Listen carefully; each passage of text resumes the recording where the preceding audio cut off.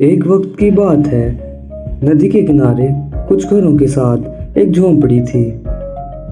उस झोंपड़ी में एक मुर्गी रहा करती थी। मुर्गी ने 12 अंडे दिए। 10 अंडों में से तो नन्हे मुन्ने बच्चे निकले, मगर 2 अंडे अभी भी बाकी थे।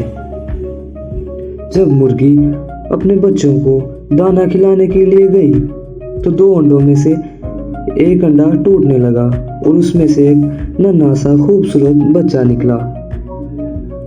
जब उसने इधर उधर देखा तो अपनी माँ को ढूंढना शुरू कर दिया और वो रोने लग गया।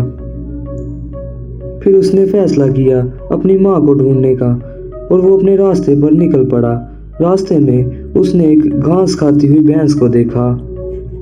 जब उसने भैंस को देखा और उसके पास गया और उससे कहा, क्या तुम मेरी माँ हो?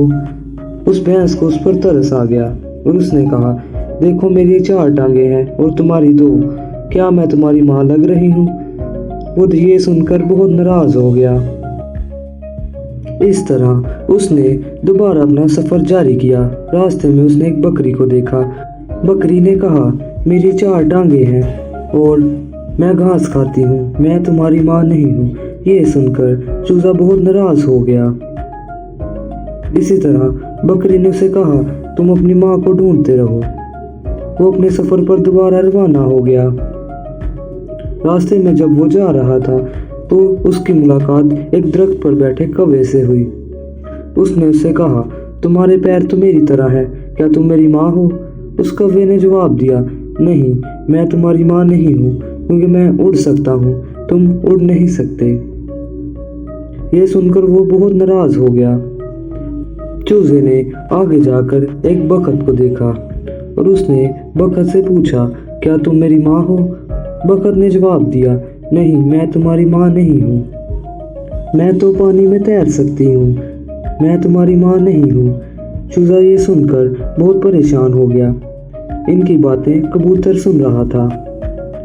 जब कबूतर ने इनकी बात सुनी तो वो चूजे के पास आया और बताया कि तुम्हारी माँ अगले किनारे पर हो सकती है, जाकर देख लो। जब वो वहां पहुंचा तो एक मुर्गी अपने बच्चों को बुला रही थी। उसने पहचान लिया कि यही मेरी माँ है।